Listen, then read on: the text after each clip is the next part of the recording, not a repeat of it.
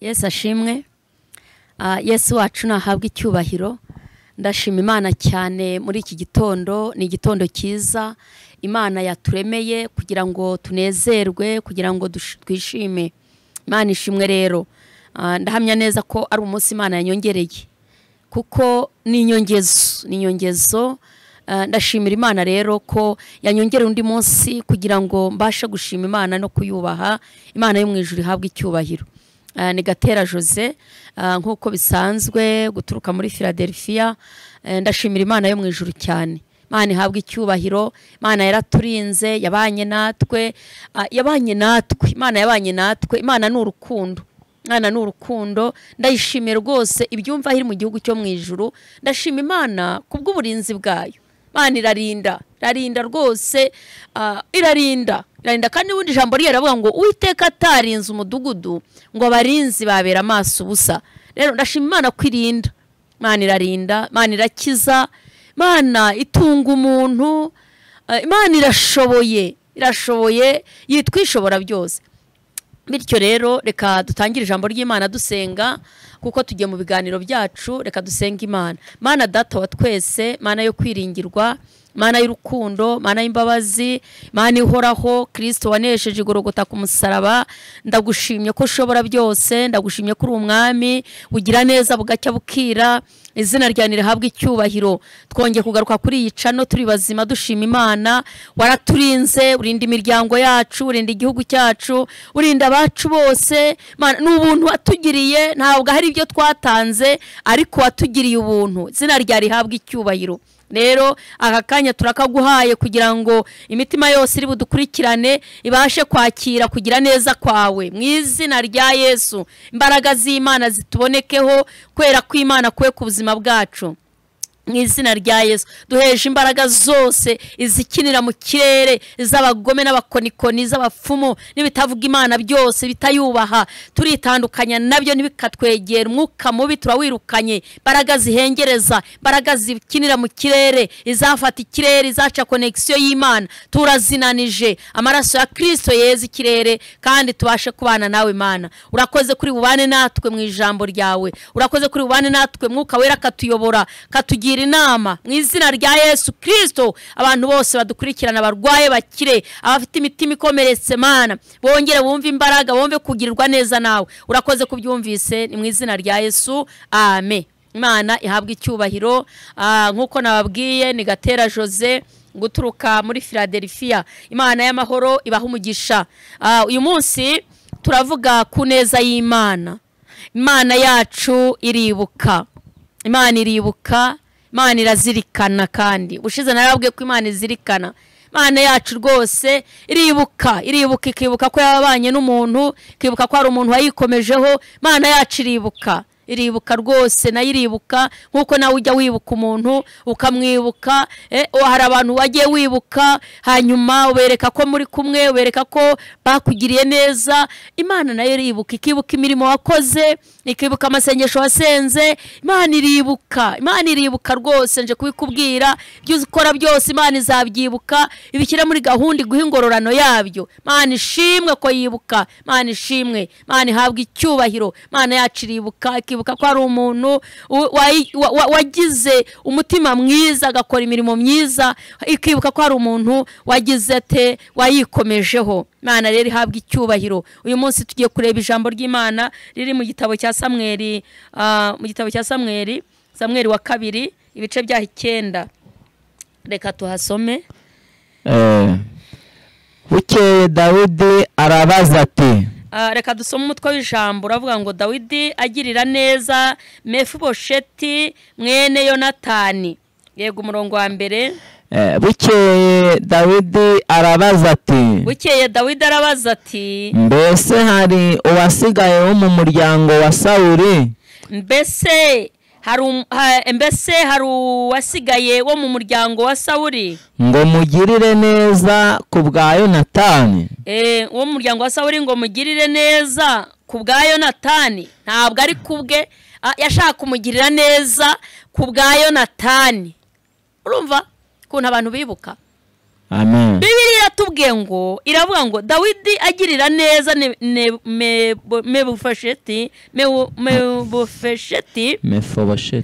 Mefosheti mwene Yonatani. Uyu Mefosheti mwene Yonatani yari umuhungu wa Yonatani nyine, ariko Dawidi aravuga ngo nta muntu wasigaye. Imana itugirire neza. Dawidi agirira neza Mefosheti mwene Yonatani. Bukeye Dawidi arabaza ati mbese hari wasigaye wo muryango wa Sawuli ngo mugirire ineza ku bwa Yonatani? Imana itugirire neza. Ahangaha Dawidi yarabajije arabaza ati nta muntu wasigaye mu muryango wa Sawuli ngo mugirire neza ku bwa Yonatani? Imana idufashe. Imana iribuka abantu b'Imana. Umurongo wa 2 havuze ngo iki mukozi w'Imana? Avuga ngo kandi mu nzu ya Sawuli hariho umugaragu we witwaga Siba. Kandi mu nzu ya Sawuli hariho umugaragu we witwaga Siba. Baramuhamagara ngo yitabe Dawidi umwami. Baramuhamagara ngo yitabe Dawidi umwami. Aramubaza ati mbese ni wowe Siba? Hanyuma umwami Dawidi aramubaza ati mbese ni wowe Siba? Nawe ati ni nge umugaragu wawe. Nawe ati ni nge umugaragu wawe. 3 umwami aramubaza ati harya nta ukiriwe wo mu nzu ya Sawuli ngo mugirire imbabazi z'Imana? Aramubwira ati mbese harya nta muntu ukiriho wo mu nzu ya Sawuli ngo mugirire imbabazi z'Imana, ngo mugirire neza bantu b'Imana? Uyu ni umwami Dawidi. Uyu ni umwami Dawidi. Reka dusome umurongo wa 7 kugira tubyumve neza. Wa 7. Dawidi aramubwira ati humura kuko ntazabura kukugirira neza. Aramubwira ati humura kuko ntazabura kukugirira neza ku bwa so Yonatani. Kandi nzagusubiza imisozi yose y'inyarurembo. Kandi nzagusubiza imisozi yose y'inyarurembo ya sogokuru Sawuli. Kandi uzajya urira ku meza yanjye. Kandi uzajya urira no ku meza yanjye iminsi yose. Nuko aramuramya aravuga ati umugaragu wawe ndiki ko unyitaho. Umugaragu wawe ndiki kunyitaho. Kandi ndi intumbi y'imbwa. Kandi mbona n'imbwa ndusha agaciro imwe yapfuye. Bivuga ngo ntacyo yari ari cyo. Uyu mwene Yonatani yari n'ikirema, kandi kirema cyaranenwaga mu Bisirayeli, ariko aravuga ati niki kunyitayeho, ngo yikubita hasi aramuramya. Ari amagambo akomeye. Aya ni amagambo akomeye. Imana ikugire neza ubashe kuyumva. Dawidi arabaje ngo harya nta muntu ukiriho wo mu nzu ya Sawuli ngo mugirire ineza y'Imana ku bwa Yonatani? Iki gihe cyari igihe Dawidi yari umwami, yari amaze kwimikwa. Abakunda gusoma Bibiliya izi nkuru ni ukuvuga ngo Dawidi yatoranijwe n'Imana. Imana igihe Sawuli yari umwami w'Abisirayeli yaje guteshuka, ava ku murongo, ntiyumvira Imana, arateshuka, anyuranya n'iby'Imana yari yamubwiye, kuko yari yamaze kumuha ubwami. Iramubwira ngo uzanyicire, imubwira ko azica abantu bari baramugiriye nabi. Hari abantu bari baratangira Abisirayeli, ubwoko bwari bwaratangira Abisirayeli burabatangira, hanyuma bubabuza gukomeza, bubabuza umugambi w'Imana. Ngo hanyuma ngo Imana irababara, irarakara, hanyuma ngo imaze kurakara irabibika, buriya nyambwira abantu ntukabone itaguhondagura wavuye gusambana ukihumuriza ukagisubira muri korari, ntukabone itaguhondagura wavuye kwiba warangiza ukajya gutera rero ngo Imana yaguhaye umugisha tutazi aho wakuye. Burya ibiguteza ikindi gihe, ibiguteza ikindi gihe. Niyo mpamvu tugomba gukorera Imana tuyubaha, dutinya, twireba neza, tudagadwa. Niko na Bibiliya ivuga, tudagadwa, dutinya, dufite ubwoba. Kubera iki? Kubera ko Imana igutega ikindi gihe, igutega ikindi gihe. Rero uyu nguyu Sawuli ngo yari umwami w'Abisirayeli, ariko ngo ntiyumvira Imana, ntiyakora ibyo Imana imubwiye. Imana irababara, ariko ngo iragenda yishakira undi mwami, hanyuma ngo Imana irababara, iragenda yimika, ibwira Samweli ngo nagenda agiye mu rugo rwa Yesayi yimike undi mwami. Ngo aragenda yimika undi mwami, yimika Dawidi. Ngo ari umushumba, aragiye intama za se rwose, ngo Imana iramutoranyaho mu ishyamba, aragiye. Murabizi ubuzima bw'ubushumba ni ukwambara ibikweto n'ibikote ukagenda rwose. Njya nkunda kuvuga nta mushumba nigeze mbona, jyewe nabaye mu giturage kenshi, nabaye mu cyaro, ntabwo nigeze mbona umushumba wambara kositimu ngo ashyiremo karuvati. Ntabwo ndabibona rwose, ntabwo ndabibona. Hari ubuzima, hari ukuntu bambara ukabona yagerekeranije ibintu by'ibyenda nabyo bitanameshe, bitanateye ipasi, hanyuma ugasanga ari muri ubwo buzima n'ibikweto. Nta nuwo ndabona agiyewe mu gitondo ubyuka ngo agiye koga, agiye muri dushe. Narinze ndetse niba yaranakarabaga, nababonye bakaraba bavuyeyo, ariko mu gitondo yarabyukaga rwose, ugira ubuntu akacisha amazi mu maso n'uburoso, ubundi akagenda akaza gukaraba avuye muri uwo murimo. Ubwo rero ibaza ubwo buzima Imana yatoranyije Dawidi muri ubwo buzima, hanyuma iramuzana, iramubwira ngo, ibwira Samweli ngo genda unyimikire uriya mwana aba ari uzasimbura Sawuli. Icyo gihe rwose Dawidi aragenda asukwaho amavuta. Bibiliya ivuga ko ngo babanje gufata bakuru be, bagenda basukaho amavuta, ngo amavuta aranga, ngo kugeza igihe ise w'abo bana ngo yavuze ngo nimureke twirire. Ahari ubwo wasanga atari iki gihe, ariko ngo umuhanuzi aranga, aravuga ati ntabwo nafata icyo kurya ntarakora icyo Imana ivuze. Hanyuma ngo aravuga ati ariko se ubundi nta wundi mwana? Ngo baza kuvuga bati nta ubandi, ariko hari akandi kamwe. Bivuga ngo hari akandi kamwe, ni akana katari gafatitse mu by'ukuri. Ntabwo yumvaga atava muri abo. Bya bindi tuvuga ko bidashoboka nibwo Imana ibishobora. Hari umuririmbyi umwe wigeze kuvuga mu rurimi rw'Igiswahili, avuga ngo pale watu wanasema huwezekane, ngo ndipo Mungu anatenda. Kandi koko nibyo. Y'abantu kenshi dukura kuvuga ngo bira ntibigishobotse, bira ntibigikunze, byarengeje igihe, arashaje, nta kibyaye, imyaka yararenze, yewe maze imyaka ntakora, sinanagashobora n'wakama. Rero aho nibwo Imana yigaragaza. Cyane cyane dukunda kwibona mu bintu tubona yuko bidashoboka, nibwo tuzabona Imana. Cyagiye abantu bavuga ngo ntibigikunze, yewe nta muntu bose nakura he akazi nka kariya ko nta muntu ufite, nibwo Imana ikora. Uyu Dawidi rero nawe yimitswe cyagihe ise yavugaga ngo nta wundi, yavuga ngo yumvaga nta wundi wasukwa amavuta, nta wundi. Cyo kora hari akana kamwe, ariko hari akana kamwe ati nimukazane. Nibwo bakazanye rero ngo bagasukaho amavuta, bagasutsaho amavuta kisubirira mu ntama. Uyu munsi dufite abantu banigana, ugasanga bari mu nsengero bari kunigana n'abayobozi babayobora. Nanjye nzi kuvuga ubutumwa, nanjye nzi guhanura, ariko buri Imana igira igihe guhagurukiriza. Kuba hari icyo yakuvuzeho si ukuvuga ngo haguruka ugende, haguruka utangire urwane n'umushumba umwambura mikoro mu ntoki, haguruka ugende utangire uvuga ngo barancecekesheje. Oya, Imana igira igihe, umuntu wese agira igihe cye. Nukuri iyo umuntu ategereje igihe cy'Imana iramurwanira kandi kabigenza neza. Ndashanje kukubwira ngo Imana yacu iribuka gukorera Imana neza, ndetse nugera mu gihe ukabona nta nukureba, jya wituriza. Imana iribuka rero. Yibutse Dawidi bamusukaho amavuta, hanyuma yibuka ko Sawuli atayumviye, iragenda yishakira undi mwami, iramuzana, baramwimika, asubira mu bushumba, yiragirira intama, barakomeza nyine arya ibyo kurya bya gishumba, ahari yaba wowe cyangwa jyewe.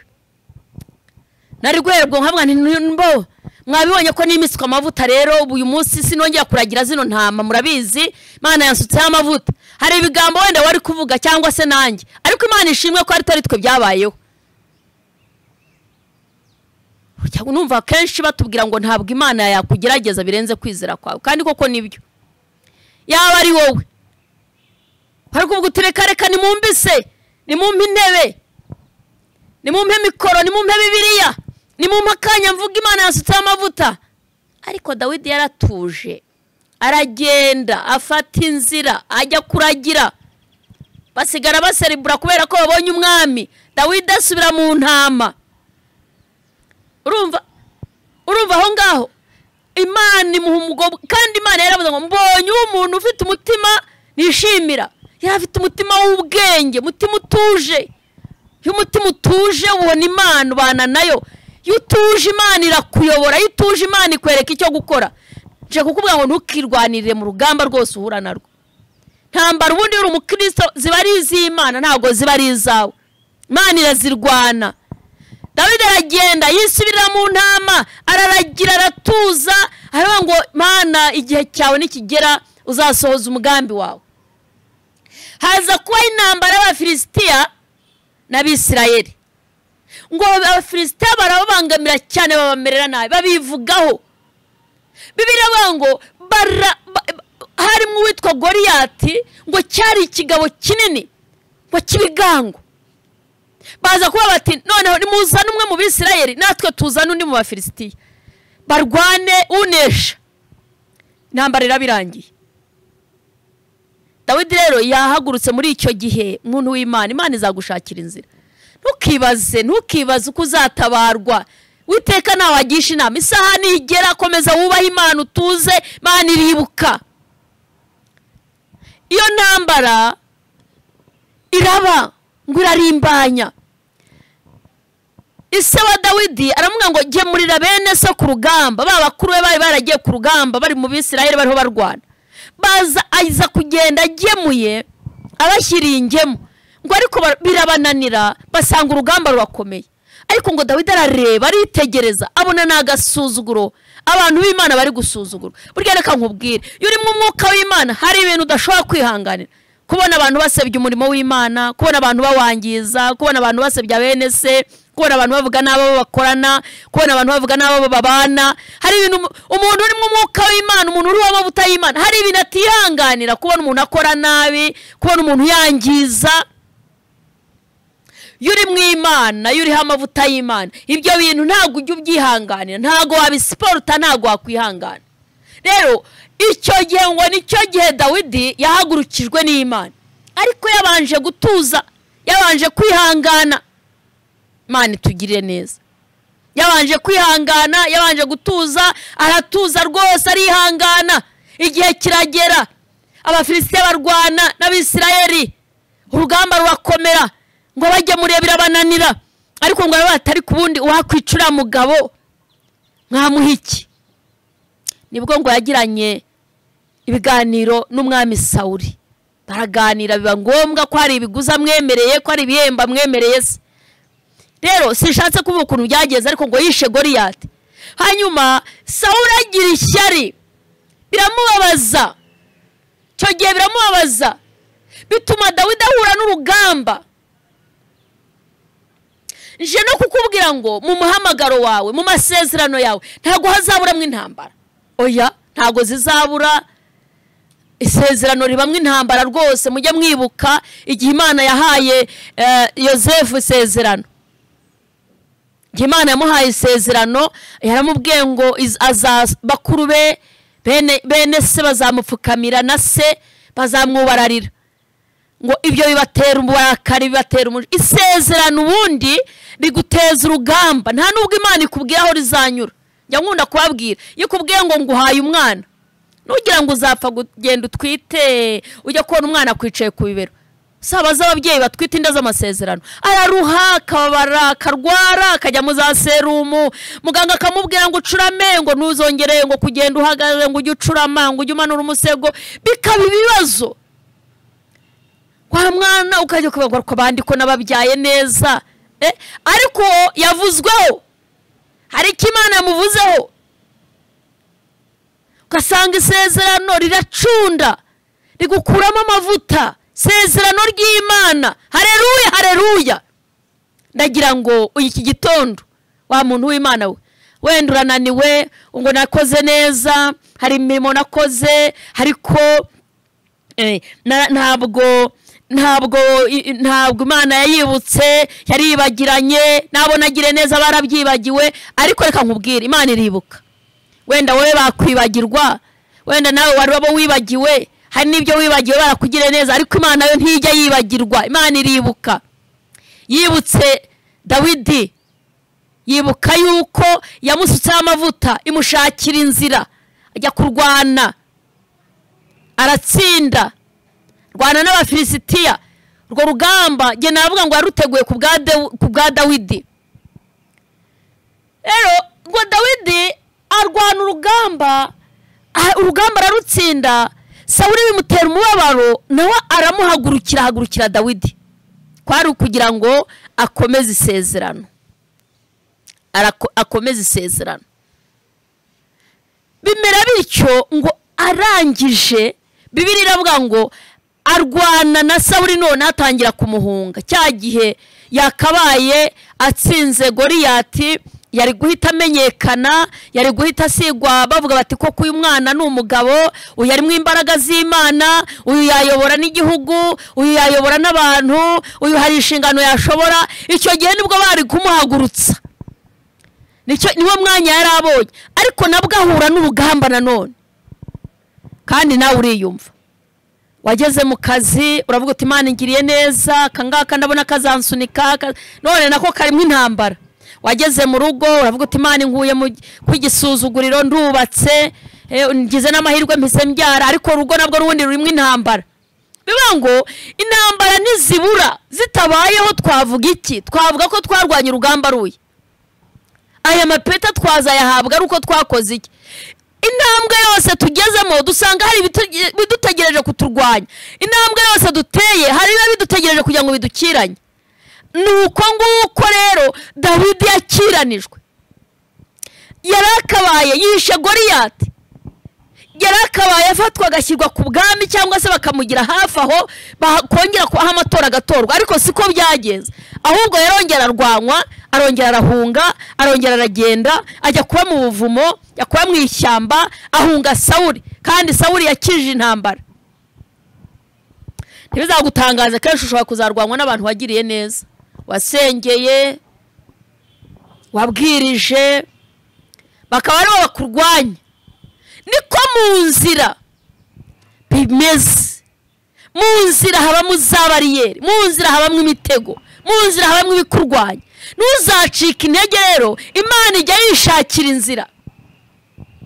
Dawidi anesheje Goliyati yakabaye agenda akicara bakamuvugaho agahabwa ibihembo bakamwubakira kestarwa bakamwestarira kuko akoze ikintu kidasanzwe.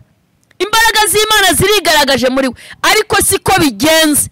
Ahuye n'izindi mbaraga zimurwanya, ahuye n'izindi mbaraga zimukiranye, ahuye n'izindi mbaraga zimucecekesheje ariko Imana ibanye nawe. Imana iramuherekeje arongera arwanya urundi rugamba. Yaravuye mu ishyamba yari yambaye bya bikote yaravuye muri bya bibazo byo kuba umushumba nyagirwa. Hari ahantu yaravuye hari ikintu Imana yari ikoze kigaragariye rubanda ariko nanone habonetsemo kirogoya raya siri bone foya. Ariko nje kukubwira ngo aho naho yarahikomeje, aho naho yarahabaye, aho naho yarikomeje. Aravuga ati ndakomeza. Abona rero nicyo gihe Imana ariko burya izagusigira akantu naho wahura n'urugamba naho wahura n'ubukene uzasanga hari akantu kakanzu Imana yasize uzakiriramo. Gashobora kutaba kanini ariko ko kantu Imana izagasiga ntabwo ikurekura burundu. Oya muri Abisirayeli bageze ku nyanja batanye ngo kwitotomba bavuga ati ubuse ntamva zabaga muri Egiputa yutureka tukagwayo ubu tuzanye kugira ngo tugwe mu gasozi. Ngo Mose arataka Imana yamuha ngo niki kigutakisha hari akantu Imana igusigira ugasonza, kandi ugasonzana amasezerano, ariko uzabona hari akantu k'akabutike bemera kugukopa batagukurikiranye ngo bamenye yuko utagira akazi. Imana igukingirize, hanyuma bazajya kukuvumbura ubona amafaranga wishyura, bazajya kukuvumbura hari umuntu ukwibutse. Nuko bijya bigenda mu nzira y'agakiza. Iyo uri mu muhamagaro, uri mu gakiza, hari akantu Imana igusigira akagukingiriza kugira ngo rubanda rutakota, kugira ngo shitani atakumira. Haleluya, haleluya, Imana ishimwe.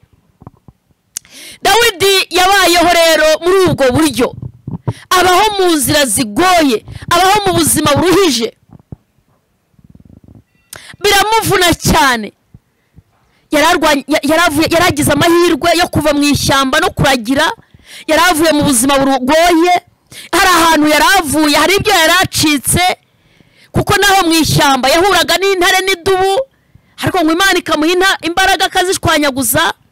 Yahuraga n'inyamaswa zimurwanya, aho naho hari urugamba yaharwanye. Noneho yaragize amahirwe yo kumenyekana ibwami, yaragize amahirwe yo kuba mu nsinzi, ariko nayo arasa nk'aho abonetsemo ikibazo. Ariko Imana iramurengera, Imana iramurengera. Dawidi ngo aragenda, ngo Imana imucira akanzu kwitwa Yonatani umuhungu wa Sawuli, ngo akajya amubwira ati uyu munsi data afite gahunda yo kubigenza atya. Uyu munsi ngo akamufatira amakuru y'ibiri bube, akamufatira amakuru y'uko biri bugende, akabimbuziye mwene Sawuli Yonatani, hanyuma ngo agakira. Hanyuma rero Bibiliya yatubwiye ngo hari ijambo rikomeye yavuze, ngo Dawidi aramubwira ati humura, yaratumyeho aza kwibuka ngo rwa rugamba rwose n'urwa Sawuli ko yamuhize. Sawuli amaze gupfa na Yonatani, Dawidi nibwo yagarutse yima ingoma, aba umwami w'Abisirayeli. Amaze kuba umwami, arabaza ati nta muntu wasigaye wo mu nzu ya Sawuli ngo mugirire neza y'Imana, ko nibutse ibyo Yonatani yakoze ku bwa Yonatani umuhungu we.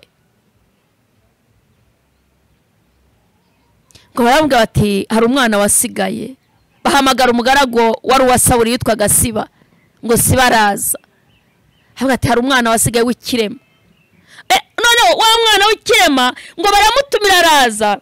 Bibiliya ivuga ngo Dawidi aramubwira ati humura, humura, uyu munsi ufite ikibazo, uyu munsi ugiye mu kagari cyangwa ku murenge, ukavuga uti rwose umugabo arandenganya nkubita ku manywa na nijoro, rwose bampuguje akazi. Hanyuma gitifu akakubwira ati humura mada, humura, humura, rwose mfite ikibazo, hari ukuntu byagenze, banyambuye amafaranga nari nakoze, bose arayatwara. Hanyuma gitifu akagara akagutega amatwi akakubwira ati humura, icyo kibazo nzakijyamo.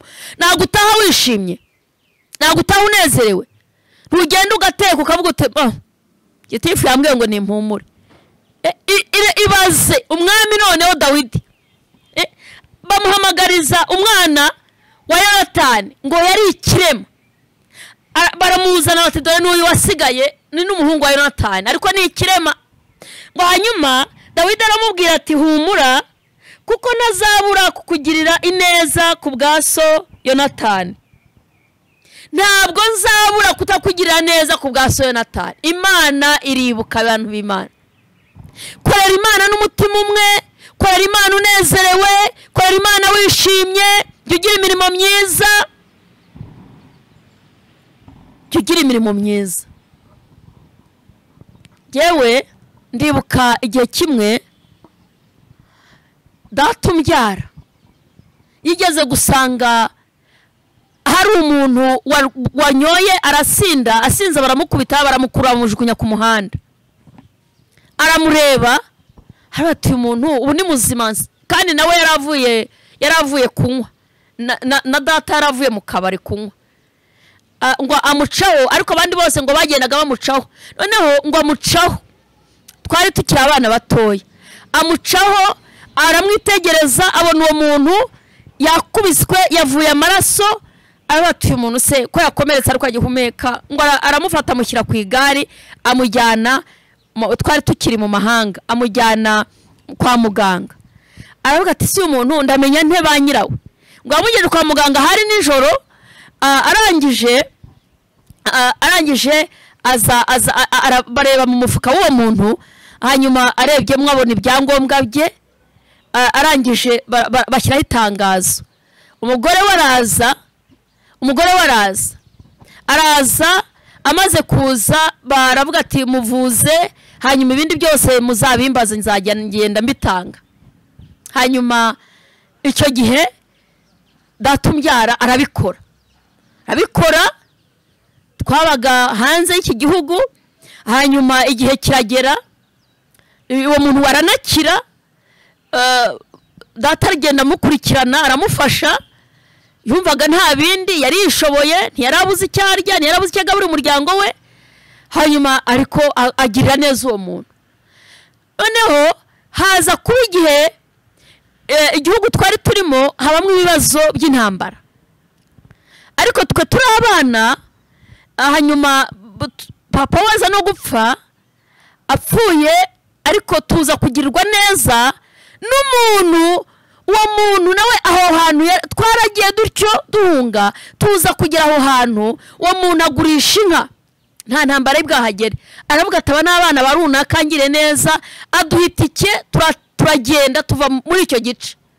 Aravuga ati yes aba bana akora uko ashoboye kose aradufasha muri icyo gihe aradufasha kandi nta babyeyi twari dufite twari turi kumwe na mukadata ari uturera n'akana ahetse mu mugongo aradufasha icyo gihe. Noneho ariko adufasha kuko data yari yaramugiriye neza yaba yaramuhemukiye nibaza ko wenda no kuvuga ati reka mbikore ku bw'Imana ariko se yari umugome ariko yarabuze ku bwa papa yamugiriye neza data. Rero ugira neza kuko ntabwo ineza izahera. Imana iribuka. Hari abantu izateza ubuntu hari abantu izateza umwete bakibuka imirimo myiza wakoze. Imana igira neza. Haleluya haleluya. Yonatani rero Dawidi yibuka Yonatani arimo ngo nta muntu wasigaye ngo mugirire neza y'Imana ku bwa Yonatani. Ntabwo nzi aho ugeze ariko hari abantu benshi cyangwa se bamwe na bamwe bayavuga ngo ge nakorereye Imana uraza sinamugire neza. Ntukajya nuko Bibiliya bango nutangisha uburyo ukuboko kw'iburyo uko ibumoso niko ukabimenya ariko Imana igireba imirimo ukora. Imana irayibuka. Ineza yagiriye abantu Imana irayibuka. Inzu y'Imana ushyigikira Imana irayibuka. Mwene sugaburira Imana irabyibuka. Uwo muntu w'umukene w'umupfakazi n'imfubyi Imana irabyibuka wabikoze. Kujya gusura abarwayi kwa muganga Imana irabyibuka. Gushyigikira abakozi b'Imana Imana irabyibuka. Dawidi yibuka Yonatani agirira neza umwana wa Yonatani. Aravuga ngo nta muntu wasigaye ngo mugirire neza y'Imana ku bwa Yonatani. Yibuka imirimo Yonatani yakoze. Yibuka ko kuba akiriho Imana yacishije muri Yonatani akajya amuburira hari inzira Imana izacishamo. Hari ahantu Imana izanyura. Wowe urasabwa kugira neza, urasabwa gukora neza, urasabwa kubaha Imana, urasabwa kubana n'Imana. Ndagira ngo usengere ahari umaze kuranirwa uriboza ko nta nzira Imana izanyuramo cyangwa ukaba gukora neza no kudakora neza byose ni hahandi. Ntabwo ari hahandi. Jya ukorera Imana. Imana iribuka. Imana iribuka ikagira neza.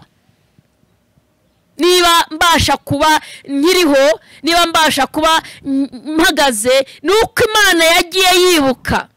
Hari aho nagiye ngera nkavuga nti Imana nyibuka cya gihe nyibuka Imana nkagira ibintu nibutse Imana. Imana rero iribuka. Imana ikugirire neza. Imana igushyigikire ntusubire inyuma ahubwo ukomeze.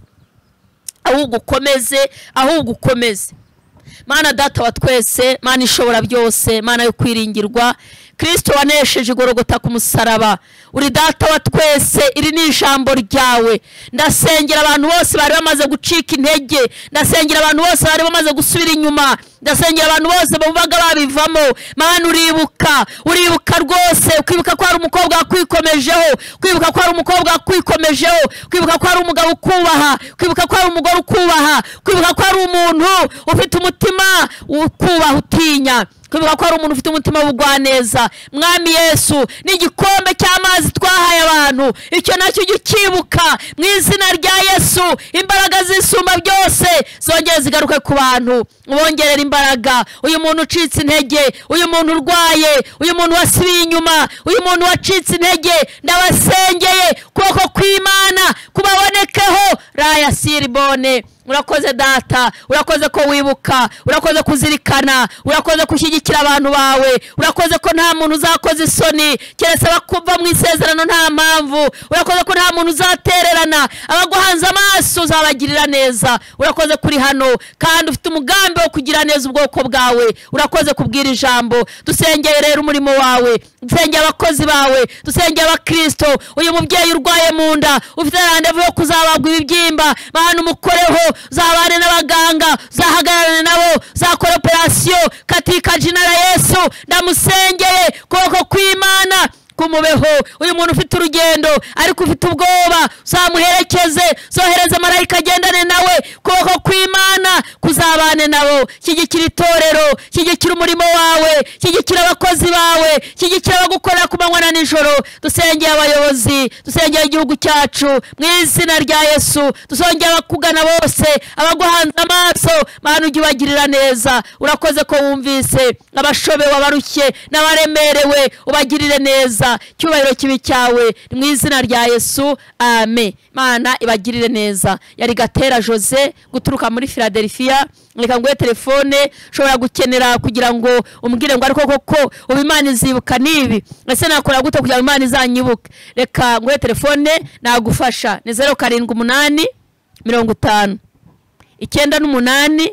94 4 078 50 98 94 na 072 072 74 34 93 1.